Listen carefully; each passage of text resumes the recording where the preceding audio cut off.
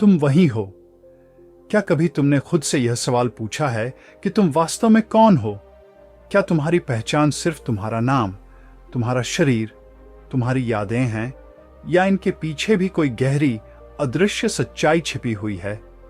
जब रात गहरी होती है और दुनिया की सारी आवाजें शांत हो जाती हैं, तब एक हल्की सी आवाज भीतर से उठती है। एक सवाल जो हर इंसान के जीवन में कभी न कभी गूंजता है, मैं कौन हूं? हजारों वर्षों पहले, जब न विज्ञान था, न आधुनिक साधन, न बाहरी दुनिया की चकाचौंध, तब कुछ लोग थे जो इसी प्रश्न के पीछे अपने पूरे जीवन को समर्पित कर देते थे। वे जंगलों में, आश्रमों में, शांत नदी किनारे बैठकर इस रहस्य को सुलझाने की कोशिश करते थे। उन्हीं गहरे चिंतन और अनुभवों से जन्म हुआ एक अद्भुत ग्रंथ का छांदोग्य उपनिषद। यह कोई साधारण पुस्तक नहीं है, यह एक यात्रा है, एक ऐसी यात्रा जो बाहर की दुनिया से भीतर की ओर ले जाती है, जहां हर शब्द, हर संवाद तुम्हें तुम्हारे ही अंदर छिपे सत्य के करीब ले जाता है। और इस उपनिषद में एक वाक्य बार बार गूंजता है, तत्त्वमसि, अर्थात तुम वही हो। लेकिन यह वही क्या है? क्या यह कोई ईश्वर है? क्या यह कोई शक्ति है? या फिर यह तुम्हारे अपने अस्तित्व का ही सबसे गहरा रूप है? यह वाक्य जितना छोटा है, इसका अर्थ उतना ही विशाल और रहस्यमय है। यह सिर्फ एक दर्शन नहीं, बल्कि एक अनुभव है जिसे शब्दों में पूरी तरह बांधा नहीं जा सकता। छांदोग्य उपनिषद हमें बताता है कि हम जिस दुनिया को सच मानते हैं, वह शायद सिर्फ एक परत है। उसके नीचे एक और गहरी सच्चाई छिपी है, जो न बदलती है, न खत्म होती है। और वही सच्चाई हम खुद हैं।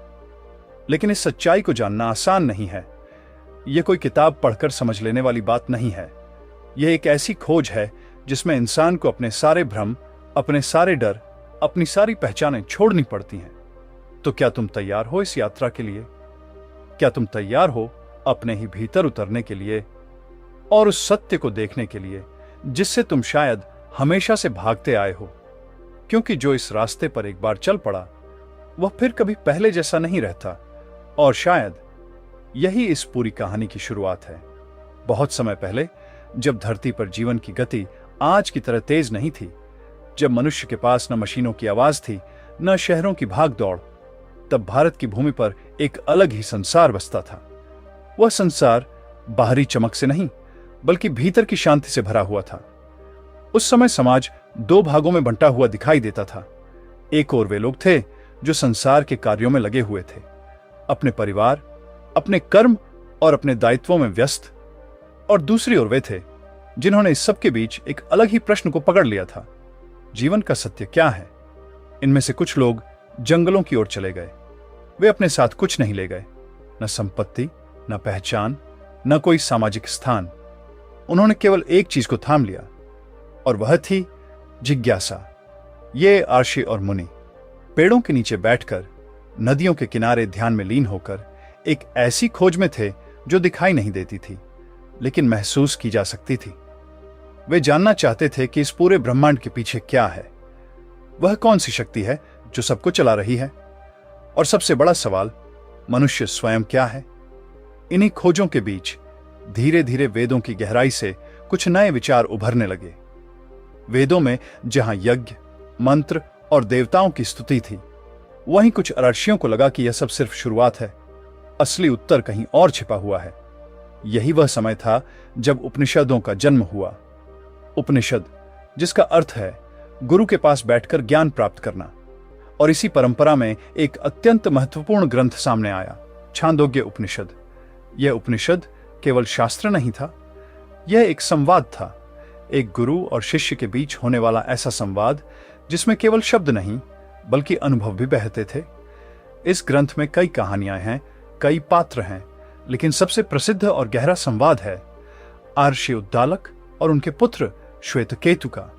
श्वेतकेतु एक तेजस्वी युवक, जिसने छोटी उम्र में ही वेदों का अध्ययन पूरा कर लिया था। जब वह अपने गुरु के आश्रम से लौटकर अपने घर आया, तो उसके भीतर एक गर्व था, ज्ञान का गर्व। उसकी चाल में एक आत्मविश्वास था, उसकी आंखों में यह विश्वास कि वह सब कुछ जान चुका है। लेकिन उसके पिता आर्षि उद्दालक उसकी इस अवस्था को देख रहे थे। उन्होंने देखा कि श्वेत केतु ने बहुत कुछ सीखा है, लेकिन शायद वह सबसे महत्वपूर्ण चीज को अभी भी नहीं जानता। एक दिन उन्होंने अपने पुत्र से पूछा, क्या तुमने वह जाना है जिसे जान लेने पर सब कुछ जान लिया जाता है? यह प्रश्न सरल था, लेकिन उसके भीतर एक गहरी चुनौती छिपी थी। श्वेत केतु चौंक गया। उसने बहुत कुछ पढ़ा था, बहुत कुछ सुना था, लेकिन यह प्रश्न उसके सामने कभी नहीं आया था। उसके पास कोई उत्तर नहीं था। और यहीं से शुरू होती है एक नई यात्रा, एक ऐसी यात्रा जो केवल ज्ञान की नहीं बल्कि आत्मबोध की थी। आर्ष्य उद्दालक ने अपने पुत्र को बाहरी ज्ञान से हटाकर भीतर की ओर ले जाना शुरू किया। उन्होंने उसे समझाया कि यह संसार जो हमें अलग अलग रूपों में दिखाई देता है, वह वास्तव में एक ही तत्व से बना है। उन्होंने उदाहरण दिए, सरल लेकिन गहरे। उन्होंने कहा, जैसे मिट्टी से बने सभी बर्तन अलग अलग दिखाई देते हैं, लेकिन उनका मूल एक ही है, मिट्टी। जैसे सोने से बने आभूषण अलग अलग रूपों में होते हैं, लेकिन उनका सार एक ही है, सोना। इसी तरह यह पूरा संसार जो हमें विविधता में दिखाई देता है, उसका मूल भी एक ही है। लेकिन इस समझ को केवल शब्दों में नहीं समझा जा सकता था। इसके लिए अनुभव की आवश्यकता थी। आर्ष्य उद्दालक ने श्वेत केतु को छोटे छोटे प्रयोगों के माध्यम से समझाना शुरू किया। उन्होंने एक बार उससे एक बीज लाने को कहा, एक छोटे से वट वृक्ष का बीज। जब श्वेत केतु वह बीज लेकर आया तो उद्दालक ने कहा, इसे तोड़ो। श्वेत केतु ने बीज को तोड़ा। अब इसमें क्या दिखता है? कुछ भी नहीं, उसने उत्तर दिया। तब उद्दालक ने कहा, जिसे तुम कुछ नहीं कह रहे हो, उसी में एक विशाल वृक्ष छिपा हुआ है। यह सुनकर श्वेत केतु चुप हो गया। उसके भीतर कुछ हिलने लगा था। धीरे धीरे उसे यह समझ आने लगा कि जो दिखाई देता है वह पूरा सत्य नहीं है। उसके पीछे कुछ ऐसा है जो अदृश्य है, लेकिन वही सबसे वास्तविक है। यही वह भूमि थी जहां तत्वमसि का बीज बोया जा रहा था। लेकिन यह समझ एक दिन में नहीं आई। यह एक लंबी प्रक्रिया थी, सवालों की, अनुभवों की और भीतर के संघर्षों की। छांदोग्य उपनिषद का यह प्रारंभिक भाग हमें केवल एक कहानी नहीं सुनाता। यह हमें उस समय के वातावरण में ले जाता है जहां ज्ञान केवल शब्दों में नहीं बल्कि जीवन में जिया जाता था। जहां गुरु केवल पढ़ाते नहीं थे बल्कि शिष्य को खुद के भीतर झांकने की कला सिखाते थे। और शिष्य भी केवल सुनता नहीं था, वह हर शब्द को अपने अनुभव में ढालने की कोशिश करता था। यह वह युग था जहां सच्चाई की खोज बाहरी दुनिया में नहीं बल्कि भीतर की शांति में की जाती थी। और इसी खोज ने जन्म दिया एक ऐसे विचार को जो आज भी उतना ही प्रासंगिक है जितना हजारों साल पहले था। एक विचार जो कहता है, तुम वही हो, लेकिन इस वही को समझने के लिए अभी यात्रा बाकी थी। श्वेत केतु अब पहले जैसा नहीं रहा था। उसके भीतर कुछ बदलने लगा था, लेकिन वह बदलाव अब भी अधूरा था। उसके पास ज्ञान था पर शांति नहीं। उसके पास उत्तर थे पर संतोष नहीं। आर्ष्य उद्दालक यह सब देख रहे थे। वे जानते थे कि यह वही क्षण है जहां एक साधारण विद्यार्थी या तो अपने अहंकार में अटक जाएगा या फिर एक सच्चा जिज्ञासु बनकर सत्य की ओर बढ़ेगा। एक दिन उन्होंने श्वेत केतु को अपने पास बुलाया। उनकी आवाज शांत थी, लेकिन शब्दों में गहराई थी। उन्होंने कहा, पुत्र, यह संसार जितना तुम्हें दिखाई देता है उससे कहीं अधिक है। जो तुम देख रहे हो वह केवल रूप है, लेकिन उसके पीछे जो है वही वास्तविक है। श्वेत केतु ध्यान से सुन रहा था, लेकिन उसके भीतर अभी भी एक हल्का सा संदेह था। तब उद्दालक ने एक और उदाहरण दिया। उन्होंने नमक का एक टुकड़ा लिया और उसे पानी में घोल दिया। फिर उन्होंने श्वेत केतु से कहा, कल सुबह आना और मुझे यह नमक दिखाना। अगले दिन जब श्वेत केतु आया तो उसने पानी में देखा, लेकिन नमक कहीं दिखाई नहीं दिया। पिता, नमक तो दिखाई नहीं दे रहा, उसने कहा। उद्दालक मुस्कुराए। पानी का स्वाद चखो। श्वेत केतु ने ऊपर से चखा, नमकीन था। बीच से चखा, नमकीन था। नीचे से चखा, नमकीन था। तब उद्दालक ने धीरे से कहा, नमक दिखाई नहीं दे रहा, लेकिन वह हर जगह मौजूद है। यह सुनते ही श्वेत केतु के भीतर कुछ गूंजा, एक हल्की सी समझ जो शब्दों से परे थी। उद्दालक ने उसकी आंखों में देखा और कहा, ठीक वैसे ही यह आत्मा, यह सत्य दिखाई नहीं देता, लेकिन वह हर जगह है, हर चीज में है। फिर उन्होंने वह वाक्य कहा जो समय के पार गूंजता रहा, तत्त्वमसि श्वेतकेतु, तुम वही हो। यह सुनकर श्वेतकेतु चुप हो गया। यह कोई साधारण वाक्य नहीं था, यह उसके पूरे अस्तित्व को हिला देने वाला सत्य था। लेकिन इसका अर्थ क्या था? क्या वह सच में वही है जो इस पूरे ब्रह्मांड का मूल है? क्या उसका अस्तित्व केवल उसके शरीर या मन तक सीमित नहीं है? उसके भीतर सवाल उठने लगे, और यही सवाल उसकी असली यात्रा की शुरुआत थे। तत्त्वमसि, यह केवल एक वाक्य नहीं, बल्कि एक अनुभव है। यह कहता है कि जो ब्रह्मांड का मूल है वही तुम्हारे भीतर भी है। जिसे हम ब्रह्म कहते हैं वह कोई दूर बैठा हुआ देवता नहीं, वह हर कण में, हर जीव में, हर विचार में व्याप्त है। और सबसे महत्वपूर्ण बात, वह तुम स्वयं हो। लेकिन यह समझना इतना आसान नहीं है। हम अपने जीवन में खुद को अलग अलग पहचान देते हैं। मैं यह हूं, मैं वह हूं, मेरा नाम, मेरा काम, मेरे रिश्ते, इन सब के बीच हम उस असली मैं को भूल जाते हैं जो इन सबसे परे है।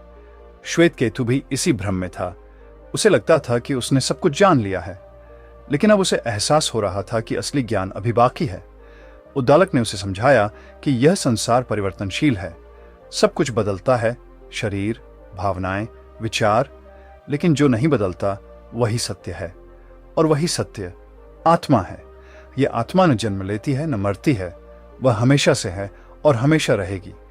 लेकिन हम उसे देख नहीं पाते क्योंकि हमारी दृष्टि बाहर की ओर है।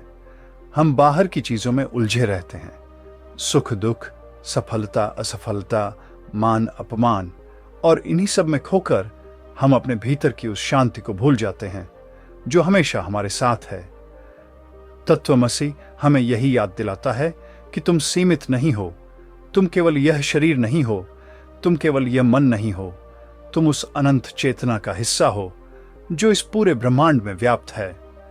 जब यह समझ धीरे धीरे भीतर उतरती है तो इंसान का जीवन बदलने लगता है।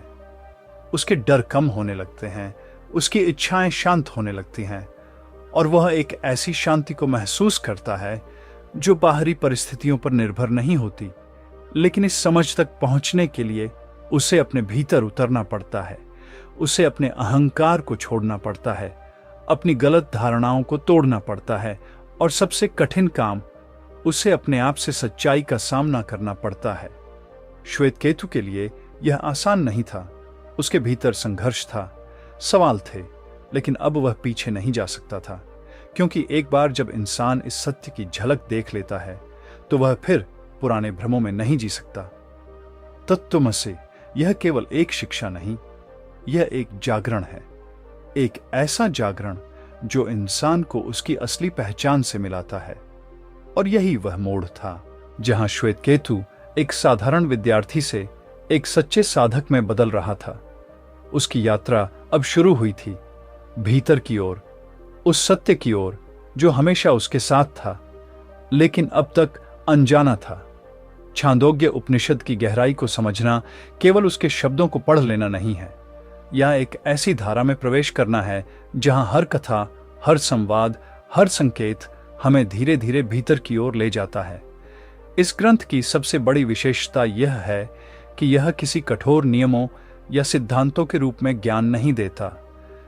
यह कहानियों के माध्यम से, अनुभवों के माध्यम से और सरल उदाहरणों के माध्यम से सत्य को प्रकट करता है।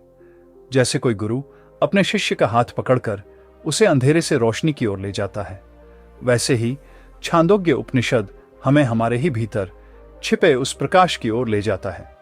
इस उपनिषद में एक गहरी धारा बहती है, सत की धारा। सत अर्थात वह जो है, जो हमेशा था और जो हमेशा रहेगा। आर्षि कहते हैं कि यह पूरा संसार उसी सत से उत्पन्न हुआ है। शुरुआत में केवल वही था, एक, अद्वितीय, बिना किसी दूसरे के। फिर उसी से यह विविधता उत्पन्न हुई, अनेक रूप, अनेक नाम, अनेक जीव। लेकिन यह विविधता केवल बाहर की है, भीतर से सब कुछ एक ही है। इसी सत्य को समझाने के लिए उपनिषद में बार बार उदाहरण दिए गए हैं। एक कथा आती है मधु विद्या की, जिसमें बताया गया है कि जैसे अलग अलग फूलों से मधुमक्खियां रस इकट्ठा करती हैं और फिर वह सब मिलकर एक ही मधु बन जाता है, उसी तरह यह सारे जीव अलग अलग दिखाई देते हैं, लेकिन उनका मूल एक ही है।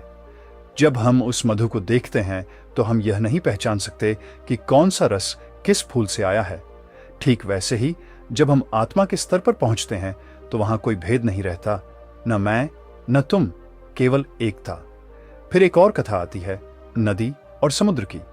नदियां अलग अलग दिशाओं से बहती हैं, उनके नाम अलग होते हैं, उनके रास्ते अलग होते हैं, लेकिन जब वे समुद्र में मिलती हैं तो उनकी अलग पहचान समाप्त हो जाती है, वे केवल समुद्र बन जाती हैं।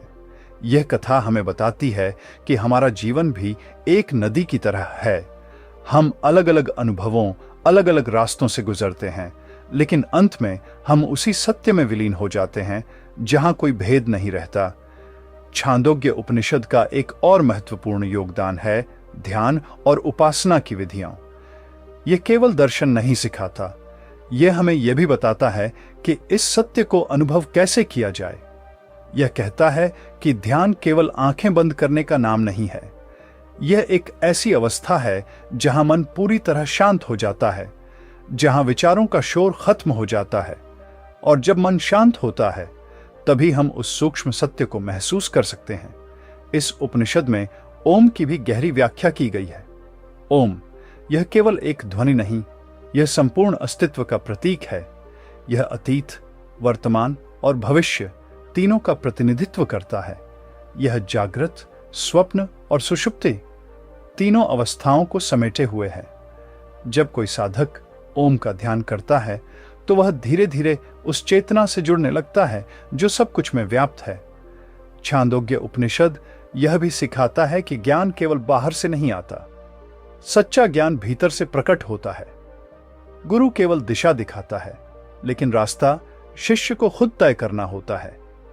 यह उपनिषद हमें यह भी समझाता है कि जीवन का उद्देश्य केवल भौतिक सुख नहीं है, बल्कि आत्मा की उस शांति को पाना है जो स्थायी है। यह कहता है कि जब तक हम अपने असली स्वरूप को नहीं पहचानते, तब तक हम बाहर की चीजों में ही सुख ढूंढते रहेंगे और वह सुख कभी स्थायी नहीं होगा। लेकिन जब हम तत्वमसि को समझ लेते हैं, जब हम यह जान लेते हैं कि हम वही हैं, तब हमारे भीतर एक गहरी शांति जन्म लेती है। यह शांति किसी परिस्थिति पर निर्भर नहीं होती, यह हमारे भीतर से आती है। छांदोग्य उपनिषद का यह योगदान केवल उस समय तक सीमित नहीं रहा, यह विचार धीरे धीरे पूरे भारतीय दर्शन में फैल गया। बाद में आने वाले अनेक संतों और आचार्यों ने इसी विचार को आगे बढ़ाया। उन्होंने अलग अलग तरीकों से, अलग अलग शब्दों में, लेकिन उसी सत्य को दोहराया कि हम अलग नहीं हैं, हम उसी एक सत्य का हिस्सा हैं। और यही इस उपनिषद की सबसे बड़ी देन है। यह हमें केवल ज्ञान नहीं देता, यह हमें हमारे ही भीतर छिपे उस सत्य से मिलाता है जो हमेशा से हमारे साथ था, लेकिन जिसे हमने कभी सच में देखा ही नहीं। यह ग्रंथ हमें सिखाता है कि जीवन की सबसे बड़ी खोज बाहर नहीं, भीतर है। और जब यह समझ धीरे धीरे हमारे भीतर उतरती है तो हमारा पूरा दृष्टिकोण बदल जाता है। हम दुनिया को अलग नजर से देखने लगते हैं, और सबसे महत्वपूर्ण, हम खुद को भी। यही छांदोग्य उपनिषद की असली शक्ति है, और यही उसकी अमृता का कारण भी। लेकिन हर गहरी सच्चाई के साथ एक कठिनाई भी जुड़ी होती है, और छांदोग्य उपनिषद की यह शिक्षा भी इससे अछूती नहीं रही। तत्वमसि, यह सुनने में जितना सरल लगता है, उसे जीना उतना ही कठिन है, क्योंकि यह वाक्य सीधे सीधे उस पहचान को चुनौती देता है जिसे हम अपने पूरे जीवन में बनाते हैं। श्वेत केतु के भीतर भी यही संघर्ष शुरू हो गया था। एक ओर उसके पिता के शब्द थे जो उसे भीतर की ओर खींच रहे थे, और दूसरी ओर उसका अपना मन था जो पुराने विश्वासों, पुराने अहंकार और बनी बनाई धारणाओं से चिपका हुआ था। उसने अपने जीवन में जो कुछ सीखा था, वह सब अब सवालों के घेरे में आ गया था। क्या वह सब अधूरा था? क्या वह सब केवल सतह पर था? यह प्रश्न उसे भीतर से हिलाने लगे। कभी कभी वह अपने आप से नाराज हो जाता, कभी उसे लगता कि वह कुछ समझ रहा है, और अगले ही पल सब धुंधला हो जाता। यह वही अवस्था थी जहां ज्ञान और अज्ञान के बीच एक अदृश्य संघर्ष चलता है, जहां इंसान एक ही समय में जाग भी रहा होता है और सो भी रहा होता है। आर्षि उद्दालक के यह सब समझते थे। उन्होंने कभी अपने पुत्र पर दबाव नहीं डाला। उन्होंने उसे समय दिया, अनुभव करने का, समझने का। लेकिन यह मार्ग आसान नहीं था। समाज के स्तर पर भी ऐसे विचारों को स्वीकार करना सरल नहीं था। लोग वर्षों से कर्मकांडों, यज्ञों और बाहरी पूजा पाठ में विश्वास करते आए थे। उनके लिए यह मानना कठिन था कि असली सत्य बाहर नहीं, भीतर है, कि ईश्वर कहीं दूर नहीं बल्कि स्वयं के भीतर ही है। यह विचार उनके स्थापित विश्वासों को हिला देता था। कुछ लोगों ने इन शिक्षाओं को संदेह की दृष्टि से देखा। उन्होंने कहा, अगर सब कुछ एक ही है तो फिर भेद क्यों दिखाई देता है? अगर आत्मा और ब्रह्म एक हैं तो फिर हम अलग अलग क्यों महसूस करते हैं? ये प्रश्न केवल बाहर से नहीं, भीतर से भी उठते थे। श्वेत केतु भी कभी कभी इसी उलझन में पड़ जाता। उसे लगता, अगर मैं वही हूं तो फिर मैं खुद को सीमित क्यों महसूस करता हूं? अगर मेरे भीतर वही अनंत चेतना है तो फिर मुझे डर क्यों लगता है? यह विरोधाभास उसे परेशान करता। यही इस दर्शन की सबसे बड़ी चुनौती है। यह केवल समझने की चीज नहीं है, यह अनुभव करने की चीज है। और अनुभव तक पहुंचने के लिए इंसान को अपने भीतर की कई परतों को तोड़ना पड़ता है। उसे अपने अहंकार से सामना करना पड़ता है, उस मैं से जिसे वह सबसे ज्यादा प्रिय मानता है। लेकिन वही मैं इस रास्ते में सबसे बड़ी बाधा भी बन जाता है। श्वेत केतु के लिए यह एक आंतरिक युद्ध था, एक ऐसा युद्ध जिसमें कोई बाहरी दुश्मन नहीं था, लेकिन संघर्ष उतना ही तीव्र था। कभी उसे लगता कि वह सब कुछ छोड़ दे, कभी उसे लगता कि वह वापस उसी पुराने जीवन में लौट जाए जहां सवाल कम थे और निश्चितता ज्यादा। लेकिन अब वह वापस नहीं जा सकता था, क्योंकि उसने सत्य की एक झलक देख ली थी। और एक बार जब इंसान उस झलक को देख लेता है तो वह फिर अंधेरे में सहज नहीं रह पाता। समाज में भी ऐसे विचारों को लेकर विरोध और असमंजस बना रहा। कुछ लोगों ने इसे बहुत उच्च और कठिन बताया, कुछ ने इसे व्यावहारिक जीवन से दूर समझा। उन्होंने कहा, यह दर्शन केवल कुछ चुनिंदा लोगों के लिए है, साधारण व्यक्ति के लिए नहीं। लेकिन उपनिषद का संदेश इससे बिल्कुल अलग था।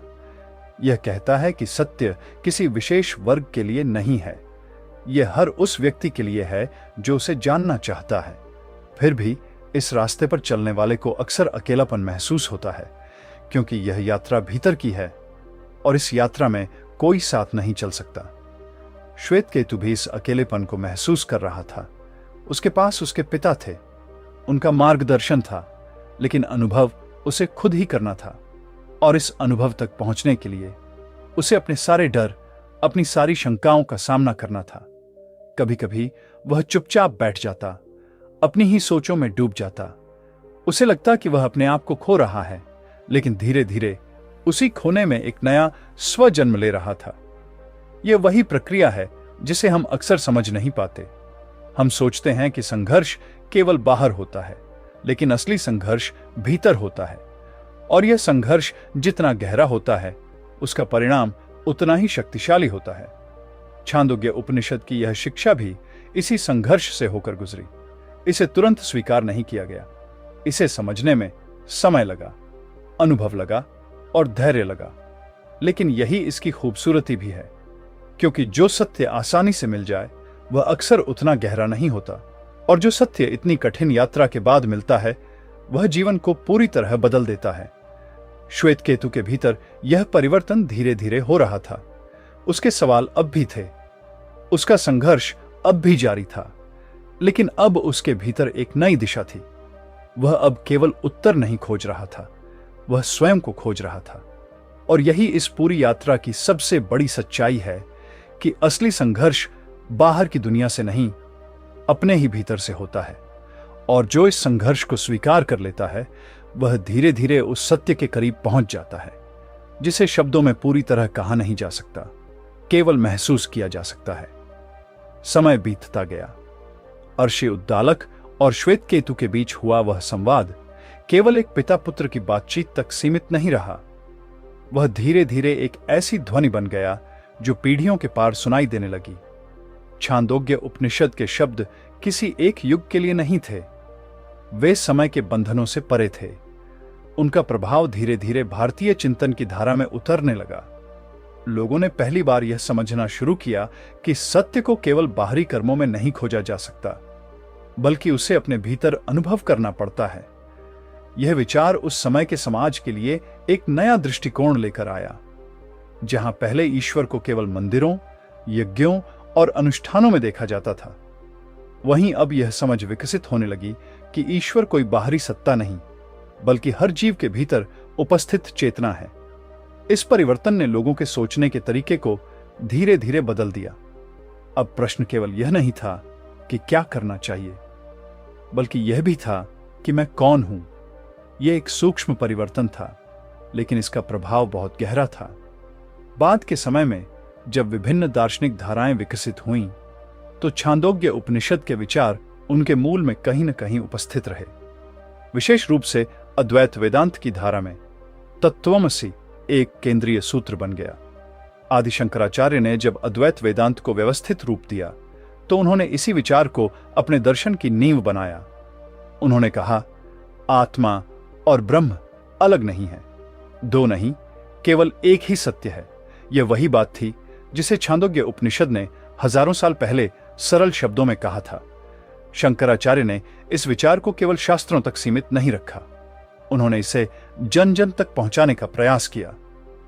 उनके माध्यम से यह संदेश दूर दूर तक फैल गया कि मनुष्य अपनी सीमाओं में बंधा हुआ नहीं है, वह अनंत चेतना का हिस्सा है। समय के साथ यह विचार केवल भारत तक सीमित नहीं रहा, धीरे धीरे यह अन्य संस्कृतियों और परंपराओं तक भी पहुंचा। जब पश्चिमी चिंतकों ने भारतीय दर्शन का अध्ययन करना शुरू किया, तो उन्हें भी इस विचार में एक गहरी सच्चाई दिखाई दी। उन्हें लगा कि यह दर्शन केवल धार्मिक नहीं है, बल्कि यह मानव चेतना की सबसे गहरी परतों को छूता है। कई विद्वानों ने इसे यूनिवर्सल ट्रूथ के रूप में देखा, एक ऐसा सत्य जो हर समय हर स्थान पर लागू होता है। लेकिन छांदोग्य उपनिषद का प्रभाव केवल दार्शनिक विचारों तक सीमित नहीं रहा, इसने जीवन जीने के तरीके को भी प्रभावित किया। लोगों ने यह समझना शुरू किया कि बाहरी उपलब्धियां स्थायी संतोष नहीं दे सकती, वास्तविक शांति भीतर से आती है। इस समझ ने जीवन के प्रति एक नया दृष्टिकोण दिया, जहां सफलता का अर्थ केवल भौतिक उपलब्धियां नहीं, बल्कि आत्मिक संतुलन और शांति भी है। इसका प्रभाव कला, साहित्य और संगीत में भी दिखाई देने लगा। कवियों और संतों ने अपने शब्दों में इसी एकता को व्यक्त किया। उन्होंने बार बार कहा कि जो सत्य हम बाहर खोजते हैं, वह हमारे भीतर ही है। यह विचार भक्ति आंदोलन में भी एक अलग रूप में प्रकट हुआ। जहां पहले ईश्वर को दूर माना जाता था, वहीं अब उसे अपने ही हृदय में अनुभव किया जाने लगा। हालांकि भाषा और शैली अलग थी, लेकिन मूल भावना वही थी, एकता की, अद्वैत की। छांदोग्य उपनिषद की यह विरासत आज भी जीवित है। आज भी जब कोई व्यक्ति अपने जीवन के गहरे प्रश्नों से जूझता है, तो कहीं ना कहीं वही सवाल उठता है, मैं कौन हूं? और जब वह इस प्रश्न के उत्तर की तलाश करता है, तो उसे उसी दिशा में संकेत मिलते हैं जहां यह उपनिषद हमें ले जाता है। आज की दुनिया में जहां बाहरी शोर बहुत अधिक है, जहां हर कोई कुछ पाने की दौड़ में लगा है, वहां यह शिक्षा और भी महत्वपूर्ण हो जाती है। यह हमें रुकने के लिए कहती है, अपने भीतर देखने के लिए कहती है, और यह याद दिलाती है कि जो हम खोज रहे हैं वह कहीं बाहर नहीं, हमारे ही भीतर है। छांदोग्य उपनिषद का प्रभाव इसलिए इतना गहरा है क्योंकि यह किसी विशेष समय या परिस्थिति पर निर्भर नहीं है। यह मानव अनुभव की मूल जड़ों को छूता है। यह हमें हमारी पहचान के उस स्तर तक ले जाता है जहां सभी भेद समाप्त हो जाते हैं, जहां केवल एक ही सत्य रह जाता है। और यही कारण है कि हजारों साल बाद भी इसके शब्द उतने ही प्रासंगिक हैं, उतने ही जीवित हैं। यह केवल एक ग्रंथ नहीं, एक जीवित परंपरा है। एक ऐसी परंपरा जो हर उस व्यक्ति के भीतर जागती है जो सच्चाई को जानना चाहता है। और शायद यही इसकी सबसे बड़ी विरासत है कि यह हमें किसी और के पास नहीं, बल्कि खुद के पास वापस ले आता है।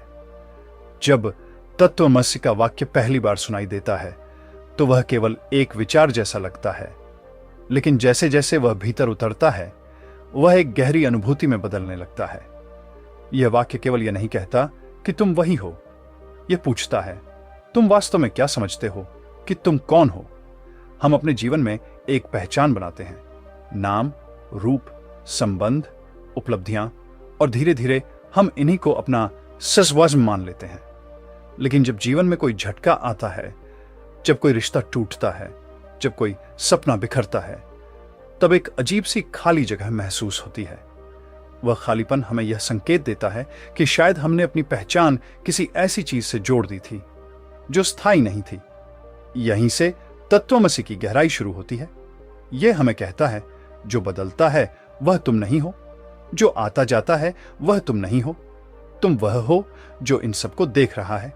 यह देखने वाला कौन है? क्या यह मन है या उससे भी कुछ गहरा? जब हम अपने विचारों को देखते हैं तो हमें एहसास होता है कि हम विचार नहीं हैं, क्योंकि हम उन्हें आते जाते देख सकते हैं। जब हम अपनी भावनाओं को देखते हैं तो हम समझते हैं कि हम भावनाएं भी नहीं हैं, क्योंकि वे भी बदलती रहती हैं। तो फिर हम क्या हैं? यही वह प्रश्न है जो हमें भीतर की सबसे गहरी परतों तक ले जाता है। छांदोग्य उपनिषद हमें बताता है कि यह मैं कोई सीमित वस्तु नहीं है। यह चेतना है, शुद्ध, स्थिर और साक्षी। यह चेतना न जन्म लेती है न समाप्त होती है, यह केवल अनुभव करती है। और यही चेतना पूरे ब्रह्मांड में व्याप्त है। जब हम कहते हैं तत्वमसि, तो इसका अर्थ है तुम वही चेतना हो जो हर जगह है। लेकिन इस सत्य को समझने में सबसे बड़ी बाधा हमारा अहंकार है। अहंकार हमें एक अलग पहचान देता है। मैं यह हूं, मैं वह हूं। यह हमें दूसरों से अलग करता है, और यही अलगाव हमारे भीतर भय और असुरक्षा को जन्म देता है। हम डरते हैं क्योंकि हमें लगता है कि हम सीमित हैं। हम इच्छाएं करते हैं क्योंकि हमें लगता है कि हमें कुछ पाना है। लेकिन जब यह समझ धीरे धीरे आती है कि हम पहले से ही पूर्ण हैं, तो यह भय और इच्छा कम होने लगते हैं।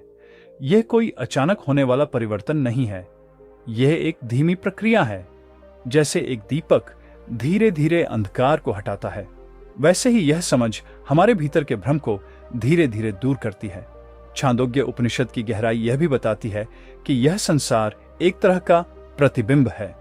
हम जो कुछ भी अनुभव करते हैं वह हमारी चेतना में ही प्रकट होता है।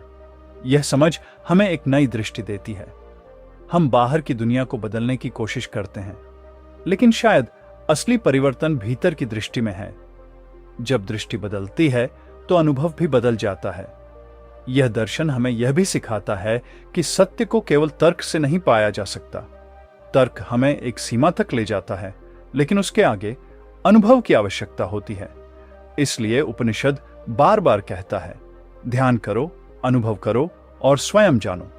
यह कोई अंधविश्वास नहीं है, यह एक आंतरिक प्रयोग है जिसमें व्यक्ति खुद ही प्रयोगकर्ता भी है और परिणाम भी। जब कोई व्यक्ति इस मार्ग पर चलता है तो उसे धीरे धीरे यह महसूस होने लगता है कि वह अकेला नहीं है। उसके भीतर वही चेतना है जो हर जीव में है। यह समझ करुणा को जन्म देती है। अब वह दूसरों को अलग नहीं देखता, वह उनमें भी वही सत्य देखता है। यही कारण है कि यह दर्शन केवल व्यक्तिगत मुक्ति की बात नहीं करता, यह एक व्यापक एकता की बात करता है, जहां मैं और तुम का भेद मिट जाता है और केवल हम रह जाते हैं।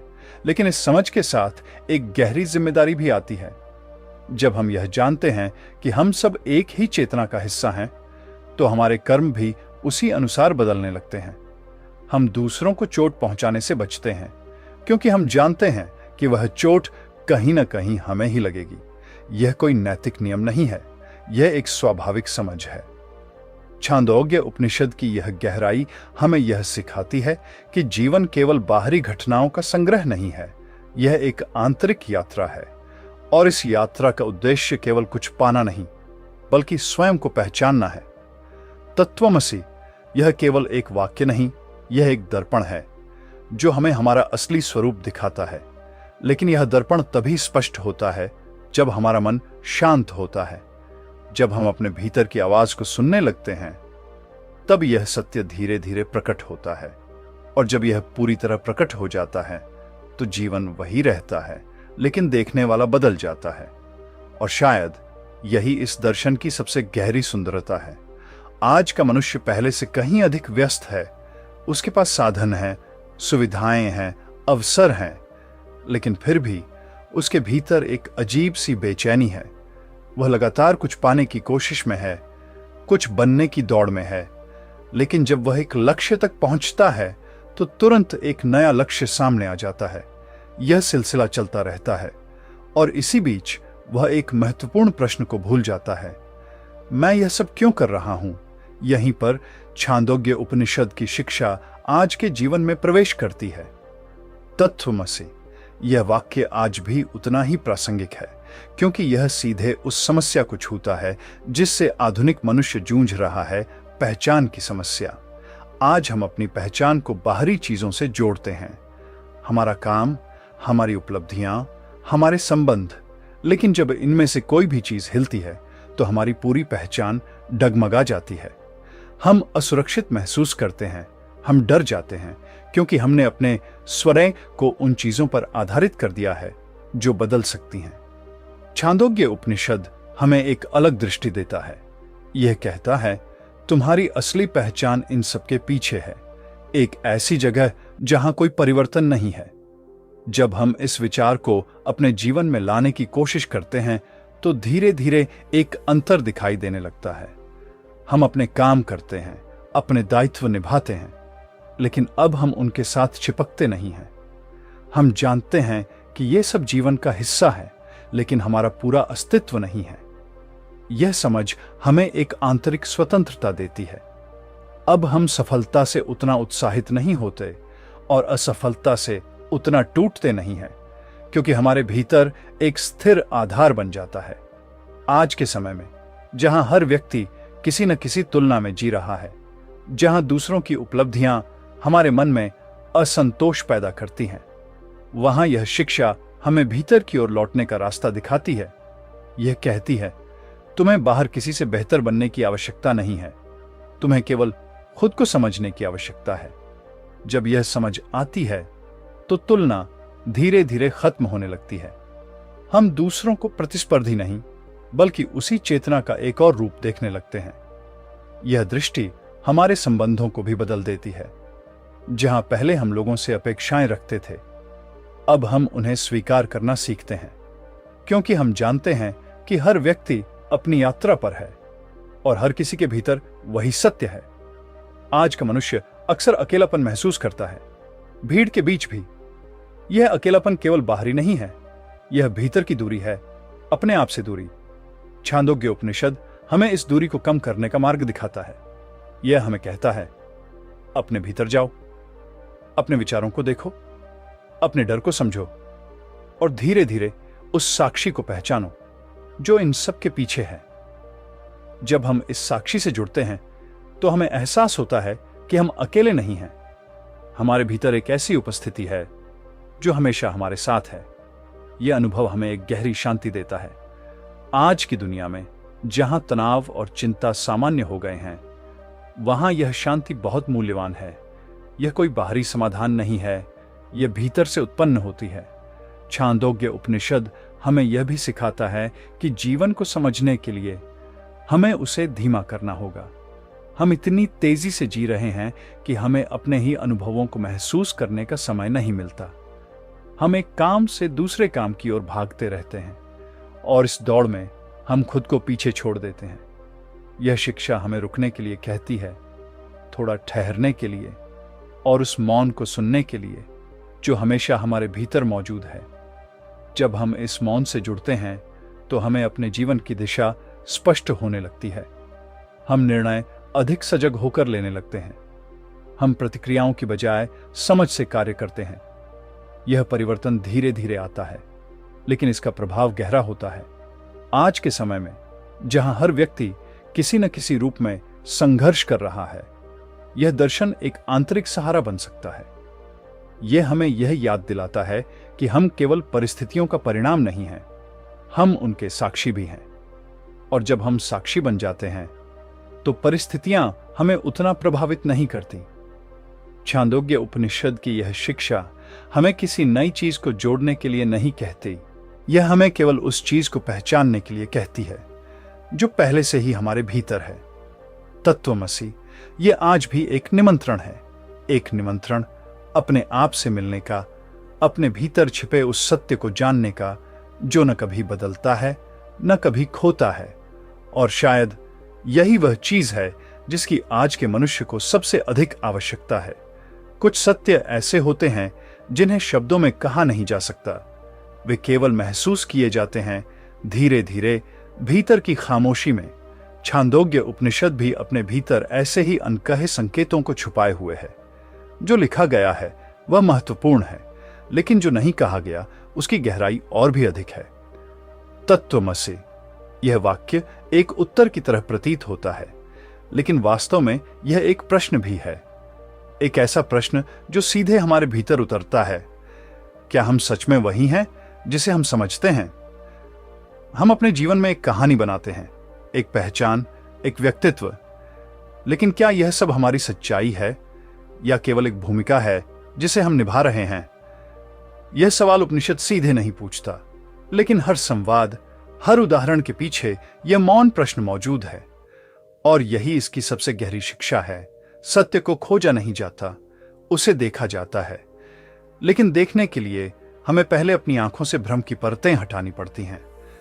हम अपने बारे में बहुत कुछ मान लेते हैं। मैं कमजोर हूं, मैं सफल हूं, मैं असफल हूं। ये सारे विचार धीरे धीरे हमारी पहचान बन जाते हैं। लेकिन उपनिषद हमें यह संकेत देता है कि ये सभी विचार अस्थायी हैं। वे आते हैं, जाते हैं और हम उन्हें पकड़कर बैठ जाते हैं। यह पकड़ ही हमारे दुख का कारण बनती है। यह एक ऐसा सत्य है जिसे कोई सीधे नहीं कहता, लेकिन जिसे हर व्यक्ति अपने अनुभव में कभी न कभी महसूस करता है। हम जितना अधिक पकड़ते हैं उतना ही अधिक खोने का डर बढ़ता है, और जितना अधिक डर होता है उतना ही अधिक हम असुरक्षित महसूस करते हैं। छांदोग्य उपनिषद हमें यह नहीं कहता कि सब कुछ छोड़ दो। यह केवल यह संकेत देता है कि पकड़ को हल्का करो, क्योंकि जब पकड़ ढीली होती है तभी हम जीवन को उसके वास्तविक रूप में देख पाते हैं। एक और अनकहा सत्य यह है कि यह यात्रा अकेली है। कोई भी व्यक्ति हमारे साथ इस रास्ते पर पूरी तरह नहीं चल सकता। गुरु मार्ग दिखा सकता है, शब्द संकेत दे सकते हैं, लेकिन अनुभव हमें खुद ही करना होता है। यह अकेलापन कभी कभी डर पैदा करता है, लेकिन यही अकेलापन हमें अपने भीतर ले जाता है, और वहीं हमें वह शांति मिलती है जिसे हम बाहर खोजते रहते हैं।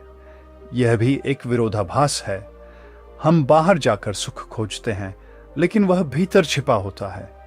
यह बात सुनने में सरल लगती है, लेकिन इसे स्वीकार करना आसान नहीं है, क्योंकि हमारा मन हमेशा बाहर की ओर भागता है। वह नई नई चीजों में, नए अनुभवों में खुद को खो देना चाहता है, लेकिन हर बार कुछ समय बाद वह फिर उसी खालीपन को महसूस करता है। यह खालीपन कोई समस्या नहीं है, यह एक संकेत है। एक संकेत कि हम अभी तक अपने असली स्वरूप को नहीं पहचान पाए हैं। छांदोग्य उपनिषद इस खालीपन को भरने की कोशिश नहीं करता, यह हमें उसे समझने के लिए कहता है, क्योंकि जब हम उस खालीपन को ध्यान से देखते हैं तो हमें एहसास होता है कि वह वास्तव में खाली नहीं है। उसके भीतर एक शांति है, एक स्थिरता है जो हमेशा से मौजूद है, लेकिन हम उसे महसूस नहीं कर पाते क्योंकि हम उसे भरने में लगे रहते हैं। यह एक गहरा विरोधाभास है। हम जिस चीज से भागते हैं वही हमें सत्य के करीब ले जा सकती है। एक और अनकही बात यह है कि ज्ञान भी एक प्रकार का बंधन बन सकता है। हम जितना अधिक सीखते हैं उतना ही अधिक हम अपने ज्ञान पर गर्व करने लगते हैं, और यही गर्व हमें उस सरलता से दूर ले जाता है जहां सच्चा अनुभव होता है। श्वेत केतु के साथ भी यही हुआ था। उसके पास ज्ञान था, लेकिन वह उसे सत्य तक नहीं ले जा रहा था। जब तक उसने अपने जानने को छोड़ा नहीं, तब तक वह जान नहीं पाया। यह एक सूक्ष्म लेकिन महत्वपूर्ण सत्य है। कभी कभी हमें जानने के लिए अपने ज्ञान को भी छोड़ना पड़ता है। यह छोड़ना हार नहीं है, यह एक नई शुरुआत है।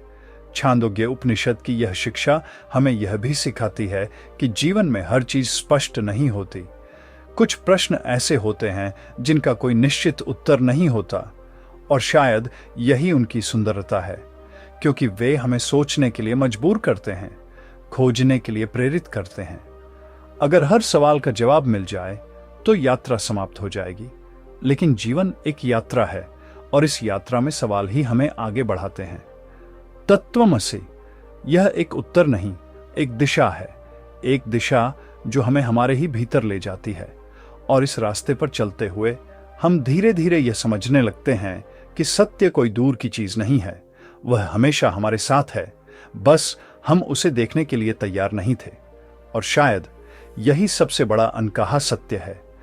इस पूरी यात्रा के बाद जब हम पीछे मुड़कर देखते हैं तो महसूस होता है कि यह केवल एक कहानी नहीं थी, यह हमारे अपने जीवन का ही प्रतिबिंब था। छांदोग्य उपनिषद ने हमें कोई नया संसार नहीं दिखाया, उसने केवल हमारे भीतर छिपे उस संसार का द्वार खोलने का प्रयास किया जिसे हम हमेशा से देख सकते थे लेकिन कभी सच में देखा नहीं। तत्वमसि यह शब्द अब केवल एक वाक्य नहीं रह जाता, यह एक अनुभव बन जाता है, एक ऐसी अनुभूति जो धीरे धीरे हमारे पूरे जीवन को बदल देती है। हम समझने लगते हैं कि हम जिन चीजों को पकड़ कर बैठे हैं वे सभी अस्थायी हैं। हम जिन पहचानों को इतना महत्वपूर्ण मानते हैं वे केवल समय के साथ बदलती भूमिकाएं हैं, और इन सब के पीछे एक शांत, स्थिर और अडिग सत्य है जो हमेशा से हमारे साथ है।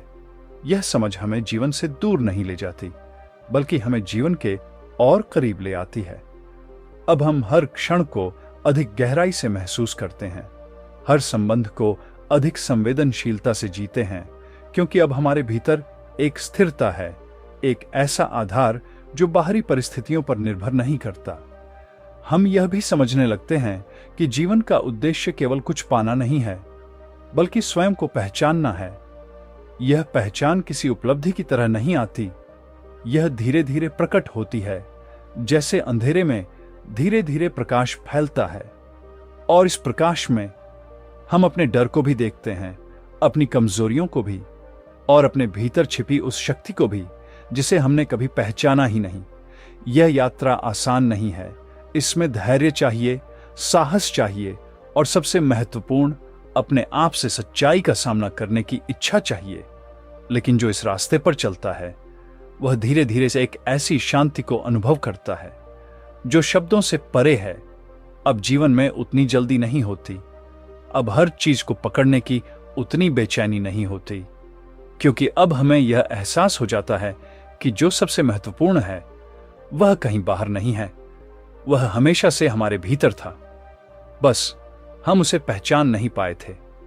तत्वमसि यह हमें यही याद दिलाता है कि हम अधूरे नहीं हैं, हम पहले से ही पूर्ण हैं, और इस पूर्णता को महसूस करने के लिए हमें केवल अपने भीतर उतरना है। शायद यही इस पूरी कहानी का सार है कि सत्य कहीं दूर नहीं है, वह हमारे अपने अस्तित्व में ही छिपा हुआ है। तो अगली बार जब तुम अपने जीवन के किसी मोड़ पर खड़े हो, जब तुम्हें लगे कि सब कुछ अनिश्चित है, तो एक पल के लिए रुकना और अपने भीतर उस शांत आवाज को सुनना जो धीरे से कहती है, तुम वही हो।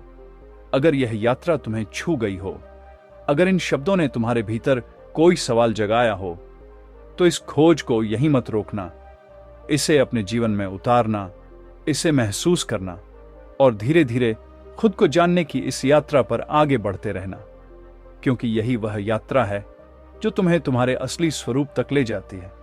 और इसी के साथ हम फिर मिलेंगे एक और ऐसी ही गहरी और सच्ची कहानी के साथ, जो तुम्हें तुम्हारे ही भीतर छिपे सत्य से मिलाने का प्रयास करेगी।